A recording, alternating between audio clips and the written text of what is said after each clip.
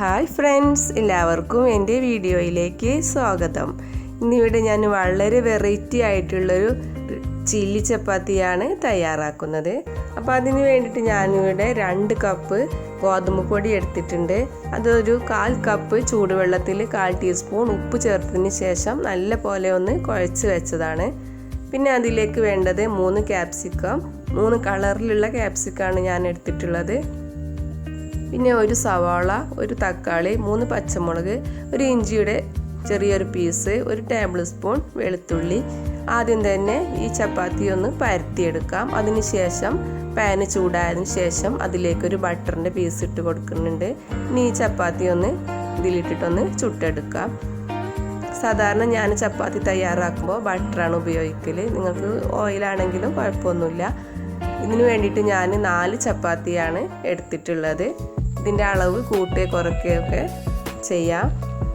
ഇപ്പോൾ ഈ ചപ്പാത്തി ചുട്ട് എടുത്തിട്ടുണ്ട്. ഇനി ഇത് ചെറിയ പീസാക്കിയിട്ട് ഒരു ബൗളിലേക്ക് മാറ്റാം. കൈ കൊണ്ട് തന്നെ ഒന്ന് ചെറിയ പീസാക്കി എടുത്താൽ മതിയാവും. ഇനി ഇതിലേക്കുള്ള ഗ്രേവി തയ്യാറാക്കാം. അപ്പം അതിന് വേണ്ടിയിട്ട് ഒരു 2 ടേബിൾ സ്പൂൺ സൺഫ്ലവർ ഓയിൽ ഒഴിച്ച് കൊടുത്തിട്ടുണ്ട്. പിന്നെ അതിലേക്ക് മാറ്റി വെച്ചിട്ടുള്ള വെളുത്തുള്ളി, ഇഞ്ചി, പച്ചമുളക് ഇവയെല്ലാം ചേർത്ത് ഒന്ന് വഴറ്റിയെടുക്കാം.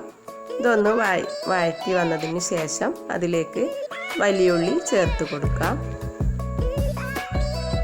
വലിയുള്ളി ഒന്ന് ബ്രൗൺ കളറായി വന്നാൽ അതിലേക്കുള്ള ക്യാപ്സിക്കം ഞാൻ 3 ഫുള്ളായിട്ട് എടുത്തിട്ടുള്ള അതിൻ്റെ മൂന്നിൻ്റെയും ഓരോ പീസായിട്ടാണ് ഞാൻ എടുത്തിട്ടുള്ളത്.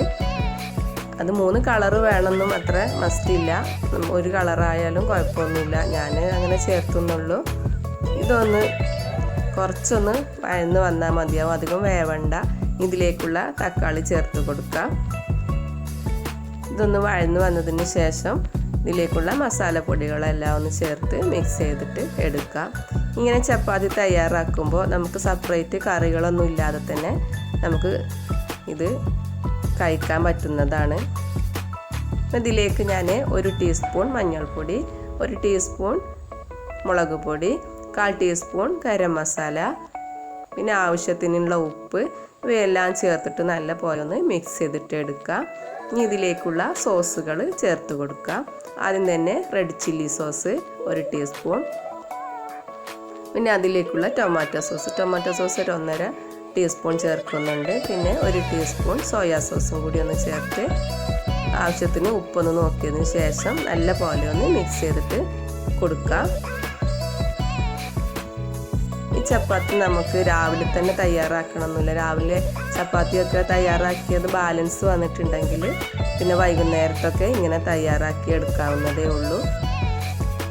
ഈ മിക്സ് ചെയ്തിട്ടുള്ള ഗ്രേവിയിലേക്ക് മാറ്റി വെച്ചിട്ടുള്ള ചപ്പാത്തി പീസസ് ഇട്ട് കൊടുക്കുകയാണ് ചെയ്യുന്നത്. നല്ല പോലെ ഒന്ന് മിക്സ് ചെയ്ത് ഇളക്കി കൊടുക്കാം. അപ്പോൾ ചപ്പാത്തി കഴിക്കാൻ ഇഷ്ടമില്ലാത്ത കുട്ടികൾക്കൊക്കെ ഇങ്ങനെ തയ്യാറാക്കുകയാണെങ്കിൽ അവർ കഴിച്ചോളും.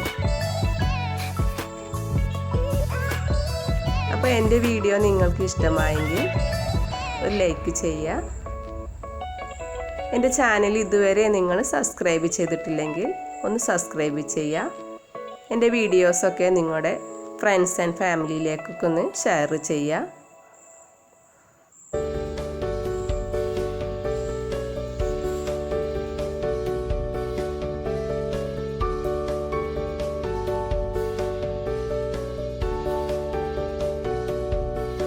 അപ്പോൾ വീണ്ടും നമുക്ക് കാണാം മറ്റൊരു വീഡിയോയിലൂടെ.